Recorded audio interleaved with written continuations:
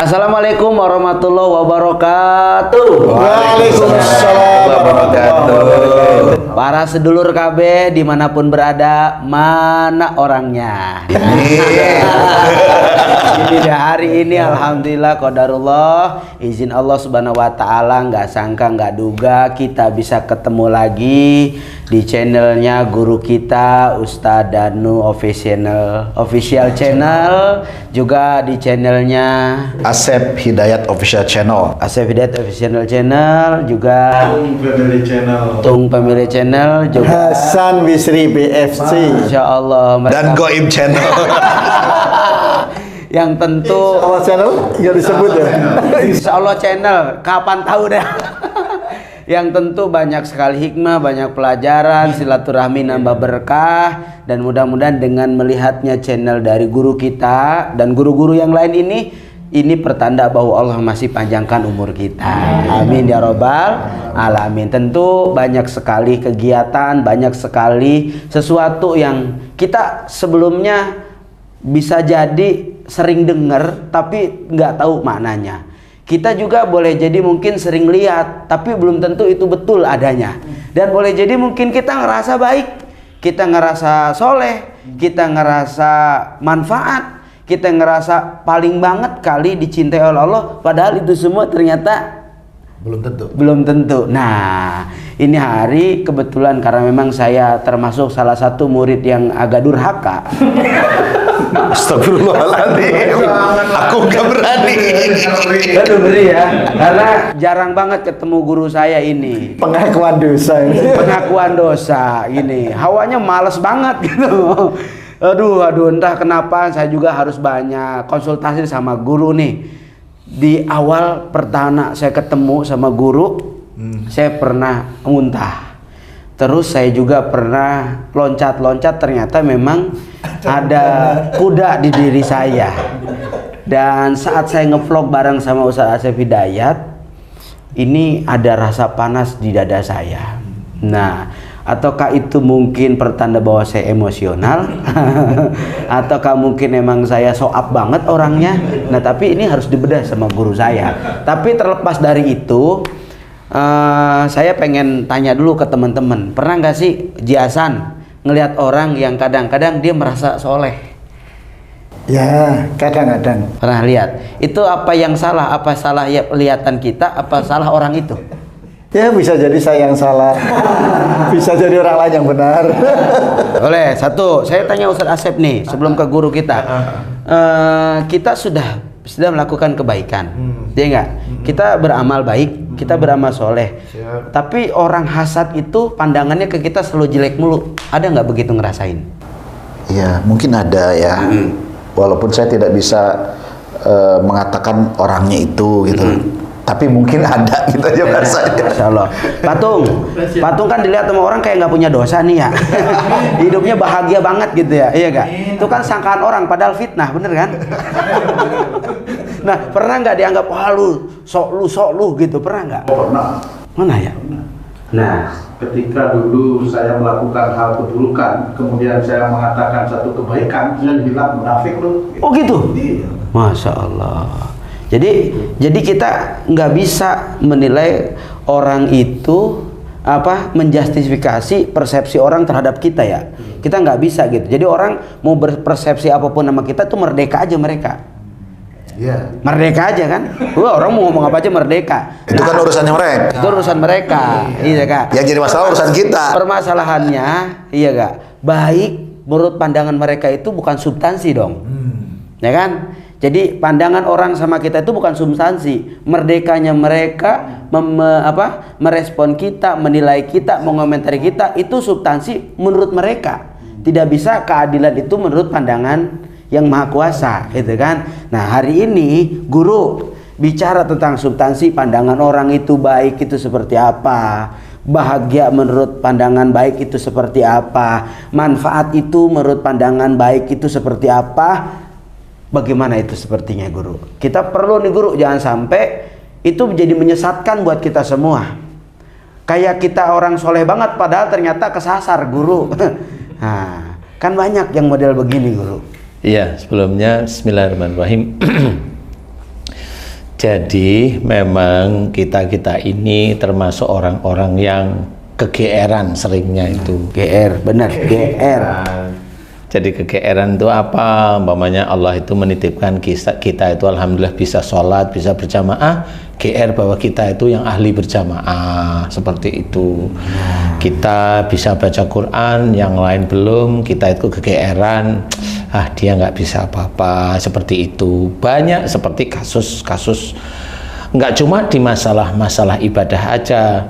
Umpamanya kita yang diizinkan oleh Allah Ta'ala bisa membangun jalan tol, membangun gedung, bisa membantu orang, mengobati orang, dan diizinkan oleh Allah Ta'ala sembuh, itu kegeeran. Jadi saya yang bangun itu, saya yang ngobati. Itu kegeeran yang sering kali kita kerjakan, dan itulah yang menjadikan kesalahan dalam bentuk dosa itu terus ada di belakang kita, dan itu dicatat oleh malaikat atid sebenarnya. Jadi kalau kita itu mau mencoba belajar, coba belajar dalam melakukan ibadah itu kita sembunyikan aja. Bukan berarti kita tidak pernah berjamaah, bukan itu maksudnya. Kita sembunyikan itu nggak perlu cerita kalau nggak ditanyain. Kalaupun kalau ditanyain di taklim umpamanya, dicoba untuk ditutupi, dicoba pakai analogi, karena kita yang mencoba menutupi kebaikan yang kita kerjakan setiap saat puluhan tahun itu termasuk yang diincar pahalanya oleh Allah Ta'ala sebenarnya. Nah, kalau kita itu menceritakan, kemudian ada terbesit ingin diketahui orang, kemudian berhasilnya apa yang kita kerjakan itu ya dari itu. Nah, itu kan ada ujub, ada riya sebenarnya. Dan itulah yang akan menghancurkan amalan-amalan yang kita kerjakan sebelum-sebelumnya. Jadi yang harus kita ketahui adalah kalau masalah-masalah ibadah tutupi kalau bisa. Kalau ibadah tutupi. Kalau ibadah. Nah, kalaupun kita sebagai manusia muslim, bagaimana kita itu manusia muslim yang manfaat bagi orang lain? Nah, ini gimana, Bro? Istilahnya kalau kita itu mencoba memahami khairun nas anfa'uhum linnas, itu tidak mudah sebenarnya. Tidak mudahnya bagaimana? Contoh umpamanya kita dalam suatu taklim.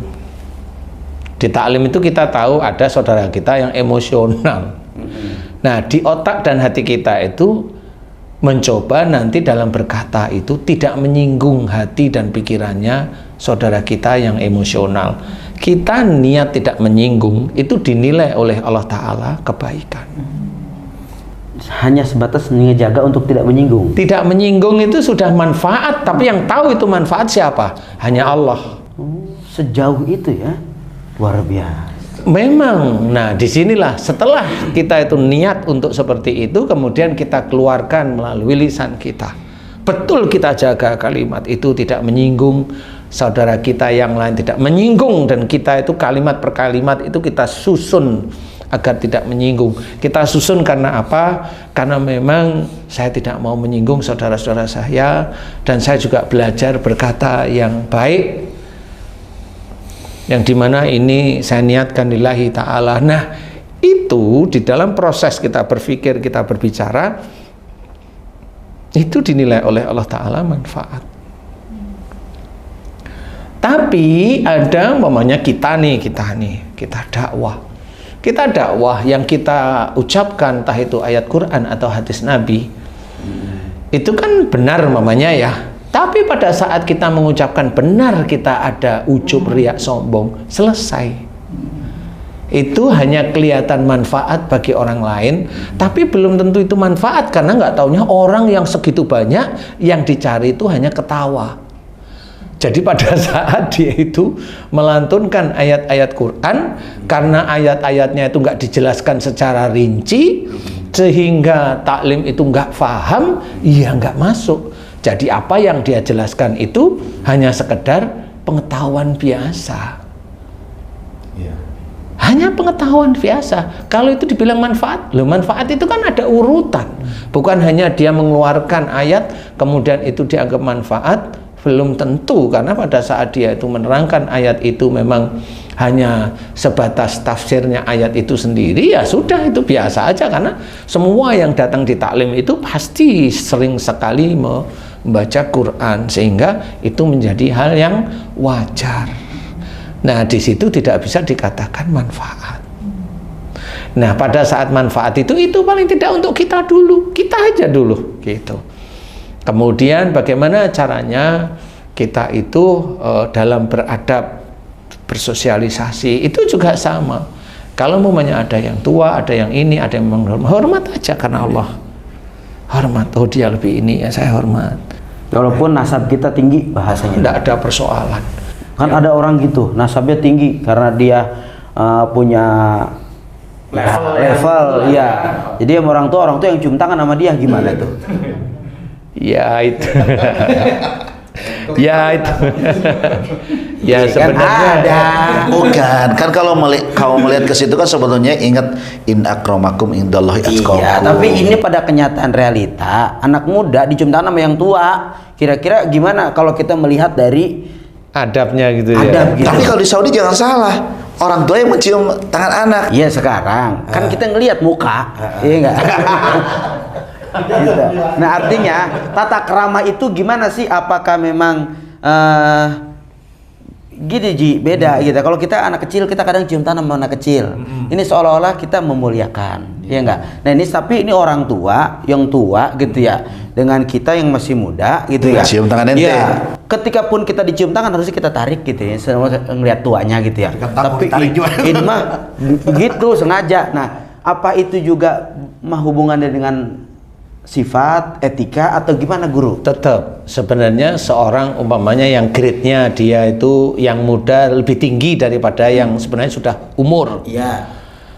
Apa dilihat dari itu? Ya, pada saat yang muda ini mencium tangan yang tua, dia berpikir grade saya lebih tinggi. Pada saat dia cium tangan, dia tidak ada keikhlasan.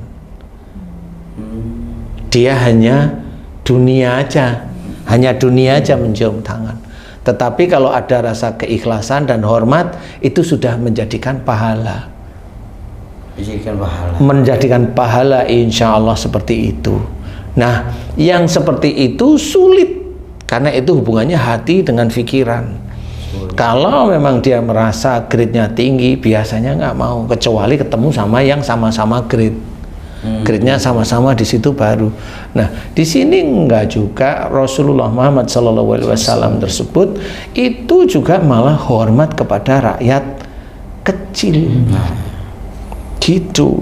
Nah, hormat dengan rakyat kecil ini sebenarnya adalah yang harus kita kita contoh sebenarnya. Beliau yang sudah jelas-jelas istilahnya diharamkan api neraka pun beliau itu menghormat kepada masyarakat kecil, didengarkan kalimat-kalimatnya, didengarkan kesulitan masyarakat kecil. Banyak kok cerita-cerita beliau dengan rakyat-rakyat jelata itu. Jadi tidak hanya cuma beliau dengan istrinya atau beliau dengan sahabatnya, enggak, dengan rakyat-rakyat jelata beliau sangat hormat.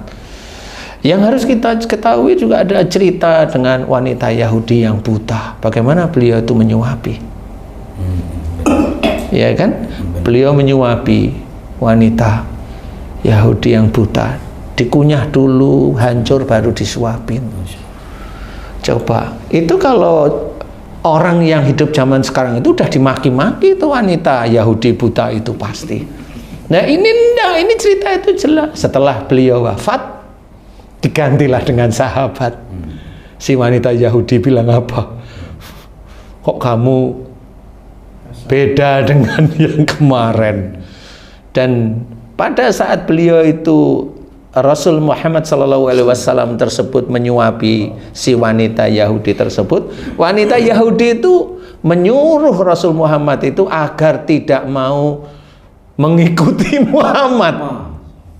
Sudah didoktrin, tapi karena memang beliau nggak ada Kebaikan kurang bagaimana diomongin juga. Diomongin jelek juga. Ya karena memang itulah akhlak beliau yang harus kita kita contoh sebenarnya. Itu yang harus kita contoh. Kita didera, fitnah dalam bentuk apapun, terima aja dengan lapang dada. Itu sama seperti itu. Diejek, dikafir-kafirkan oleh saudara kita, disalah-salahkan. Itu memang kalau difikirkan normal tidak enak, tetapi jangan cerita tidak enak di dunia. Ceritalah sesuatu yang mengenakkan di akhirat. Contoh seperti Rasulullah Muhammad SAW yang tadi. Dan akhirnya setelah Rasul Muhammad tersebut itu meninggal, digantilah dengan sahabatnya. Nyuapin aja biasa. Beda rasa gitu ya? Beda rasa, wong dagingnya itu juga keras gimana. Aku itu sudah tua. Kok kamu nggak seperti yang kemarin nyuapin saya? Pakai rasa. Disitulah bedanya. Nah, setelah diceritain oleh sahabat Rasul, siapa yang kemarin, bukan kemarin, berkali-kali disuapin oleh baginda Rasulullah itu, nah, disitulah sahabat berkata pada wanita Yahudi, itu yang sering kamu ejek, yaitu Rasulullah Muhammad, dan yang menyuapin kamu, beliaulah orangnya. Disitulah harus kita fahami, beliau tetap iya. Khairun nas jelas sekali, dipraktekkan betul-betul. Berarti tidak pandang kepada siapapun, agama apapun, kulit apapun, ras apapun ya Ustaz ya. Karena anfa'uhum linnas. Enggak, tetapi kalau memang ada saudara kita yang butuh, bolehlah saudara kita. Tetapi intinya itu kan diceritakan dalam bentuk cerita beliau yang akhirnya wanita buta tersebut dia masuk Islam. Disitulah tapi sepeninggal beliau. Jadi disinilah kita harus belajar bagaimana kita itu benar-benar menjalankan, bahwa bagaimana kita itu bisa manfaat bagi orang lain. Manfaat umpamanya mau sedekah, silahkan. Tidak perlu kita ceritakan gembar-gembor, silahkan bersedekah terus menerus, tutupi ibadah-ibadah, tutupi sesuatu yang berhubungan dengan kebaikan kita. Karena dengan menutupi kita itu, menutupi kebaikan yang kita kerjakan itu, insya Allah itu belajar untuk berperang melawan ujub, riak, bahkan sombong. Berarti enggak ini Ustaz ya, enggak bisa kita masukkan ke YouTube Ustaz ya. Misalnya saya mau nolong saudara saya nih karena terjerat rentenir 25 juta, saya sumbang untuk nutupin dia agar dia selamat dari hutang rentenir, tapi saya jadikan konten. Terus kemudian juga saya menolong teman saya yang menurut saya ini secara tauhid salah nih, menyimpang, kemudian saya luruskan, tapi saya ambil gambarnya juga tuh untuk konten saya tuh Ustaz. Gimana Ustaz? Itu manfaat bagi mereka juga tuh Ustaz. Memang manfaat, tapi hanya dunianya saja, tetapi tidak manfaat bagi kita yang menolong mereka. Jadi kalau pada saat kita menolong, kita masukkan YouTube, itu kan banyak orang yang tergerak hatinya untuk melihat. Dan konten-konten itulah yang sebenarnya dia cari agar yang masuk melihat itu jutaan. Tapi yang dicari akhirnya kan hanya uang dari YouTube-nya saja. Dan di situ duniawi lagi. Nah, makanya dia tidak menutupi ibadahnya. Akhirnya dia merasa bahwa yang dikerjakan itu adalah benar. Nah, merasa ini Ustaz. Ya, dan itu sangat banyak, apalagi di YouTube itu kan sangat banyak yang seperti itu. Jadi ini konten ini, konten ini, konten ini. Dia sendiri mau beli mobil, habis itu dijual, habis itu beli lagi. Apa yang dia cari di titik itu? Itu rawan kemasukan makhluk tanpa tangan, tanpa kaki. Ya. Wah, itu jelas Bisa sekali itu itu. masuk ke itu. Iya, sangat bisa. Karena itu ada kesombongan istilahnya, ada kesombongan yang memang, Walaupun mungkin bahasa dia, saya kan nggak sombong, saya kan cuma hanya memotivasi. Nah, gimana Ustaz? Justru di situ sombongnya. itu kan tidak sombong menurut dalil otak.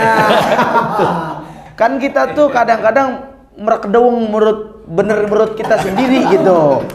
Ya, kadang kita nggak bisa menerima kebenaran dari orang lain, tapi kita selalu menghakimi kebenaran itu mutlak milik kita sendiri.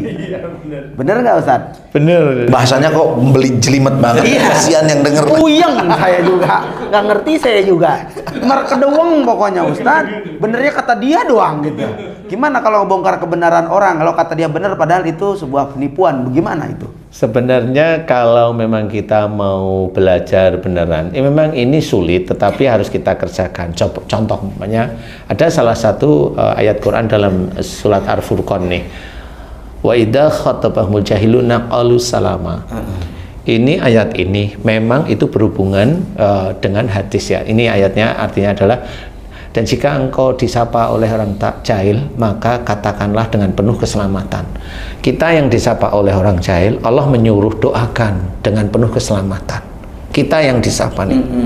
Kita yang disapa. Kita yang disapa oleh orang jahil. Orang jahil menyapa kita itu dengan fitnah, dengan kalimat-kalimat kotor, makian, dipukul, dirajam. Selama kita tidak pernah memaki orang lain, kan gitu ya. Kita nggak pernah memaki orang lain. Kita berkata senantiasa sopan, baik. Ada di relnya Allah Ta'ala. Suatu ketika ada orang, entah itu orang dari mana, itu memaki, disebarkan di taklim. Padahal kita tidak melakukan hal yang dia sangkakan. Allah menyuruh, lalu salama, katakan dengan penuh keselamatan. Ini yang kita didolimi, itu Allah menyuruh kita mendoakan agar diberi selamat oleh Allah Ta'ala. Nah, kalau yang tadi diceritakan oleh Haji Hasan sama Ustadz Abe itu tadi adalah bagaimana kalau ada orang yang dia mau meluruskan tetapi masuk YouTube, kan gitu. Iya. Akhirnya berdebat, bertengkar. Padahal sebenarnya itu sebelum dia itu menemui orang itu, dia harus berpikir, ini pasti ada perdebatan. Ada perdebatan. Kalau memang dia itu ingin bahwa dia itu benar, ya hati-hati. Karena kebenaran mutlak itu milik Allah Ta'ala. Kalaupun mau meluruskan, nomor satu, doakan dulu orang itu agar diselamatkan oleh Allah Ta'ala. Diselamatkan itu banyak kok. Wujudnya itu banyak. Orang yang kurang ajar, selamatnya orang itu tabrakan. Tabrakan itu malah selamat. Agar apa? Kalau patah kaki dan tangannya nggak bisa kurang ajar lagi dia. Itu diselamatkan. Tapi bagi orang yang tabrakan itu menjadi yang tidak enak. Padahal tabrakan itulah penyelamat dia agar tidak melakukan lagi kedoliman dan kedoliman. Nah, itu cara Allah Ta'ala. Nah, sama kayak tadi mamanya. Kalau mamanya dalam hadis ceritakan bahwa kalau kita mau memberikan nasihat pada saudara kita, istilahnya dilaranglah di depan taklim. Itu sama sebenarnya. Jadi dijaga saudara kita itu saudara kita. Sama-sama mengucap asyhadu alla ilaha illallah wa asyhadu anna muhammadur rasulullah. Itu saudara kita. Loh kok dimasukin YouTube? Kalau enggak disebarkan melalui taklim-taklim yang lain. Itu sudah, orang yang seperti itu sudah salah sangat besar di hadapan Allah Ta'ala. Kalau masuk YouTube, dia akan meracuni orang yang suka dengan dia. Yang satu adalah suka dengan orang lain. Ini bentrok lagi. Padahal kalau dilihat sama-sama muslimnya, kan gitu. Nah, disinilah dia tidak berpikir bahwa Islam itu bersaudara. Dia tidak berpikir. Kalimatullah itu yang ada dalam Quran itu tidak pernah difikirkan. Yang penting saya benar, saya kasih di. Enggak seperti itu. Makanya yang paling bagus itu adalah kalau kita disapa atau ada saudara kita itu yang melakukan kesalahan, doakan agar dia diselamatkan oleh Allah Ta'ala. Diselamatkan itu apa? Kalau memang dia itu keluar dari ketauhidan, ya mudah-mudahan dia kembali ke tauhid. Itu doa yang paling bagus, dan itu doa itu dicatat oleh malaikat raqib. Tidak semerta bukan terus bahwa YouTube kemudian ini itu. Loh, itu dicatat sama malaikat beneran. Tapi atit. karena dia melanggar ayat-ayat Quran, dia melanggar hadis-hadis Nabi yang lain, dia langgar, merasa dirinya benar, merasa dirinya lebih tahu. Ya enggak seperti itu. Apalagi saling menantang itu Ustaz ya. Iya, apalagi saling menantang. Waduh. Akhirnya merasa benar masing-masing ya. Iya, nah seperti itu. Jadi kalau bisa memahami bahwa orang yang baik adalah orang yang bermanfaat bagi orang lain, itu sebenarnya sulit. Sulitnya pada saat kita itu sedekah baik, tapi masuk YouTube nggak baik, kan gitu. Makanya harus sembunyi-sembunyi. Iya. Sembunyi-sembunyi. Beruntunglah yang punya Goib channel ya. Ya, baru saya mau bicara itu. Jadi beruntung nggak punya Bagus, channel nggak itu. punya Goib. Goib channel. Lihat. Ya, insya Allah. Kurang lebihnya seperti itu, walaupun sebenarnya masih harus banyak kita kupas ya, tapi kurang lebihnya seperti itu. Jadi kalau kita mau melakukan sesuatu, ingat ada rokib sama atid, itu aja kuncinya. Kalau kita iman kepada malaikat, nih malaikat kanan kiri kita, depan belakang kita itu ada malaikat yang siap mencatat baik atau buruknya perbuatan-perbuatan kita. Dan itu harus diingat pada saat kita mau ngomong perkataan buruk, ada atid. Nah, jadi nggak jadi akhirnya. Itu iman kepada malaikat. Iman kepada hari akhir itu bukan, ya saya iman sama kiamat. Anak SD pun ngerti. Tapi iman pada hari akhir itu adalah hari pembalasan. Bagaimana kita berpikir amal perbuatan kita itu akan dibalas. Dibalas yang jelek, dimunculkan dan tidak dikurangi. Satu biji zarah apapun itu ditulis lengkap, amal baik kita juga ditulis. Nah, cuma di situ belum pernah kita paham atau tahu amal-amal kita itu banyakan yang mana. Enggak akan tahu. Kalau kita kurang bersyukur setiap saatnya, yaitu sudah diceritakan oleh Allah Ta'ala, kita kurang bersyukur, kita dianggap kufur. Itu banyak sekali. Nah, itu untuk kita bisa manfaat untuk diri kita sendiri pun dalam mengerjakan itu harus kita perhatikan. Apalagi untuk orang lain. Nah, inilah yang harus kita pahami. Menjadi orang yang manfaat itu sulit, tapi kalau bisa kerjakan, boleh silahkan. Jaga, jangan sampai ujub, riya, bahkan sombong dijaga. Itu memang sulit. Karena setan itu tidak akan keluar dari diri kita. Akan dikuntit kita terus sampai kita itu nggak ada, itu dikuntit terus, nggak ada orang itu. Berarti itu setan nggak lengah? Enggak, nunggu aja dia duduk standby terus dia. Kita agak ke kanan sedikit, belokin lagi gitu. Bener itu, kita ceramah nih di depan, ceramah di depan sama ibu-ibu. Tahu yang depan cantik satu kali nggak apa-apa. Iya. Ceramah besok minggu depan 2 kali kok ada lagi. Kan gitu. Iya. Mulai Guru, kayaknya ini saya banget. Yang ketiga, ada lagi tempatnya sama gitu ya. Besok minta WA deh. Pinter sudah. Tawa. Jadi itu sama. Itulah salah satu setan itu tidak akan lengah dia lewat situ. Dia tidak akan lengah. Makanya banyak teman-teman kita itu yang ketahuan sama istrinya. Iya.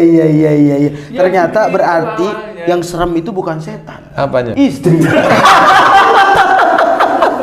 Itu kata ente. Iya. Kata Ani. Sama. Enggak sih. Kalau kata Ustaz bukan sama. Serem banget. Tenang aja di dunia aja. Nanti di akhirat nggak ada. Di akhirat nggak. Di akhirat masih ketemu lagi. Iya. Insya Allah. Saya mau tanya, kalau manfaat di dalam keluarga itu contohnya yang paling kecil seperti apa misalnya itu Pak Ustaz? Ya, kalau istilahnya kita itu akan dinilai baik oleh Allah Ta'ala, berarti kita harus manfaat. Manfaat ini juga sama di dalam keluarga itu salah satunya yang bisa berhubungan dengan manfaat ku anfusakum wa ahlikum naro. Nah, itu harus bergabung. sehingga jaga dirimu dan keluargamu dari api neraka. Nah, itu akan kelihatan manfaat kalau seorang imam itu mengerjakannya betul-betul karena Allah. Jangan nanti setelah dia itu sering menasihati istrinya, mengajak, umpamanya si imam ini sering mengajak bangun malam untuk tahajud, kemudian senantiasa dalam keluarga itu ada sholat berjamaah. Jangan nanti suatu ketika beberapa tahun itu ngomong, kamu kalau nggak ada saya kamu, nah itu sama aja. Nah, itu setan itu nunggunya itu lama, Standby terus. standby sampai dia muncul. Nah betul, itu ninggalin Allah, berarti dia merasa dialah penolong. Kalau dia penolong berarti dia merasa dirinya Tuhan. Tidak boleh. Nah sekian tahun atau habis langsung. Makanya tetap bagaimana kita itu harus menyadari La ilaha illallah, itu harus benar-benar faham tidak ada Tuhan selain Allah. Jangan kita merasa diri kita Tuhan yang menolong orang lain, tidak boleh seperti itu. Yang membantu, yang memberi nafkah, yang menyekolahkan, yang nggak perlu kita cuma duduk diem hanya memuji Allah terus menerus, agar kita tidak, mulut kita itu tidak ember mau ngomong bahwa itu saya tolong, itu saya bantu. Tidak perlu. Nah ini yang harus kita ketahui. Dalam keluarga ada juga banyak patokan dari ayat-ayat Quran. Salah satunya itu di mana umpamanya kamu harus memberikan manfaat untuk anakmu. Manfaat anakmu gimana? Umpama anakmu tuh hobinya di kamar aja. Kalau kamu tahu tuh di kamar itu lama-lama nanti skizofrenia, ya gimana caranya dia keluar kamar? Nah itu agar anak saya jangan nanti kalau ada masalah dengan istrinya dia mengurung di kamar. Kalau enggak, yang di rumah istrinya dia keluar di kamar yang satunya. Kamar orang lain maksudnya. Iya. Pokoknya kamar orang. Kamar yang lain. Kok jadi ke kamar? Lu kan tadi hubungannya introvert Ustaz. Jadi kalau bisa bermanfaat dulu yang lebih dekat dulu di keluarga dulu itu Pak Ustaz. Iya benar. Jadi kayak kamu mau nasehatin istrimu, ya namanya nasihat itu kan harus dengan kalimat yang baik. Ya kalimat yang baik itu yang bagaimana? Jangan, kau dengar kalimat saya, oh iya itu ya bukan nasihat itu. Suamimu nggak boleh. Dia tidak boleh. Lu itu nggak usah kamu bilang begitu sama istrimu. Kucingmu aja tahu kalau kamu itu suaminya dia. Lah ngapain itu diomongin? Paling itu yang nasihatin. Siapa istrimu namanya? Siapa? Mary. Panggilannya apa? Yang apa? Yu. Oh, iya. You loh, iya. You, jadi I love you itu diambil you-nya. Jadi bilang you, Mbok ya jangan seperti itu, kan enak.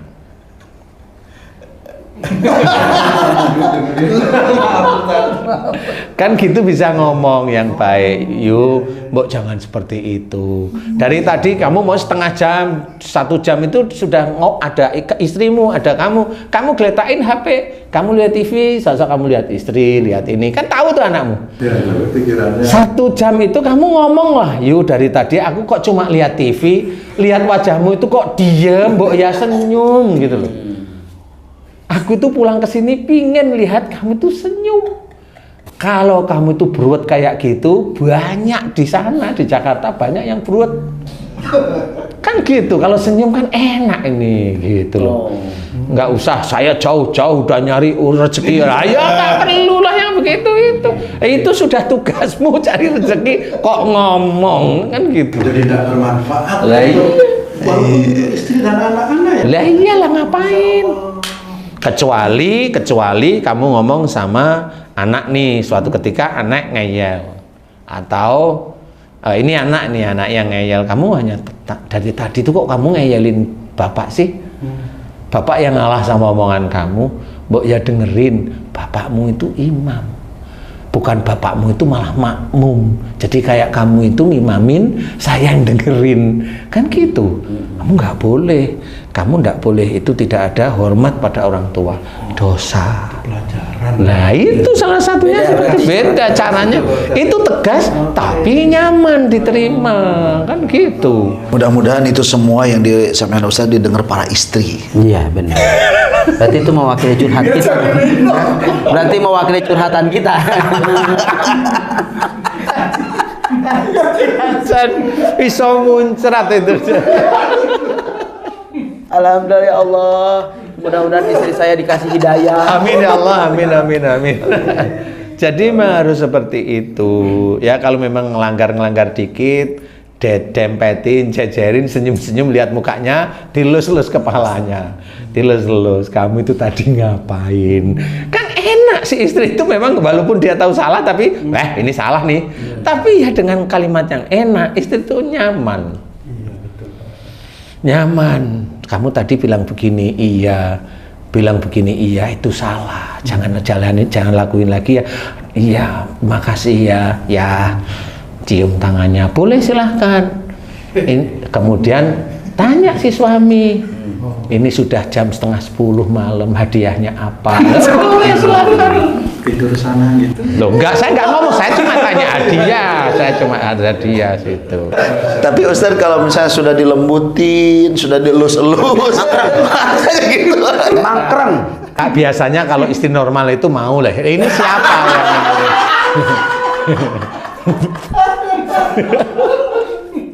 Itu tetangga saya curhat. Iya ya, benar. Memakai baju biru apa hitam? Ya. Tapi insya Allah begini. Tapi insya Allah begini Ustadz. Nah, disinilah kalau tadi Ustadz bilang kalau sudah dilimbutin kok susah. Berapa kali sih dilembutin kalau saya gitu? Kan sudah banyak, kan belum 30 tahun. Tugasnya suami itu memang mendidik, bukan menghajar. Mendidik. Karena dengan kelembutan tetap Allah itu akan ngetes melalui istrinya. Dengan istrinya yang agak lebih galak, agak sulit, ini dites nih. Sehingga suatu ketika kalau suaminya betul-betul nyerahin kepada Allah Ta'ala, tapi tetap menasihatin terus-menerus tanpa emosi, tanpa ini, si suami langsung naik. Ketakwaannya pada Allah, kesabarannya naik. Nah, suatu ketika suami yang baik ini pasti mendoakan agar istrinya soleha. Di titik itu suatu ketika karena istrinya itu jawab mulu, akhirnya keserempetlah mulutnya sama spion angkot. Plot. Kabur angkotnya. Wow, mulai ini Rontok. Jangan rontok lah. Nah, Tapi kalau udah dikasih pelajaran begitu, misalkan, tapi nggak inget dengan kesalahannya. ya nanti bukan spion yang ngenain, bumper mobil nanti. Kan cara Allah kan banyak nih. Jadi itu salah satu petunjuk dari Allah Ta'ala bahwa yang kena apa? Mulut, berarti mulut kita itu ada yang tidak beres. Ketampar spion itu sesuatu tidak enak. Spion itu wujudnya kaca untuk merefleksi diri. Berarti memang kamu itu, Bu, sayangku, kamu itu dikasih petunjuk sama Allah, suruh ngaca sendiri tentang kamu yang kena mulut, kena spion itu tadi. Maksudnya apa? Ya dijelaskan, loh itu ada petunjuknya. Jadi Allah itu memberikan pelajaran itu lewat kita. Nggak mungkin mamanya, kamu anu dengar suara Allah, nggak mungkin seperti itu. Petunjuknya itu sesuatu yang ada di sekitar kita, seperti itu. Doain para istri, ya Allah, mudah-mudahan istri-istri kami ini istri kami tidak ketampar spion. Di depan Anda ada kamera, silakan apa yang disampaikan oleh Soalnya udah jelas ketampar spion loh. Ya Allah, luar biasa. Doain istri-istri kita. Ini perbincangan luar biasa, Masya Allah. Sangat menyejukkan, tapi syarat makna. Guru kita tadi banyak pelajaran, diantara yuk sama-sama kuatin tauhid. Jangan bangga dengan amal kita. Boleh jadi ketika kita bangga sama amal kita, ternyata malah tidak ada kebaikan di mata Allah. Baik saja tidak cukup. Kenapa? Karena banyak orang yang baik tapi sombong. Tapi kalau baiknya karena Allah, insya Allah panennya pun akan baik. Baik saja tidak cukup ternyata, apalagi tidak berbuat baik, lebih-lebih tidak cukup. Mudah-mudahan pembahasan hal ini bisa memberikan manfaat buat kita, sehingga guru kita tadi sampaikan, mereka yang baik siapa? Manusia yang memberikan banyak manfaat pada orang lain. Lisannya manfaat, amalnya manfaat, kehidupannya manfaat, dan semuanya ada dalam ketenangan di hati kita. Semoga berkah. Terus di like, subscribe, komen, dan share channel YouTube guru kita, Ustadz Danu Official Channel, guru kita Asep Hidayat Official Channel. Jangan lupa ngajak-ngajak yang lain gitu. Iya, iya. Ini guru kita. Dan Hasan Bisri BFC. mudah-mudahan berkah, insya Allah jadi kebaikan buat kita semua. Yang penting lillahi ta'ala. Terima kasih. Assalamualaikum warahmatullahi wabarakatuh. Waalaikumsalam warahmatullahi wabarakatuh. Alhamdulillah. Alhamdulillah. Alhamdulillah. Alhamdulillah. Allahu Akbar.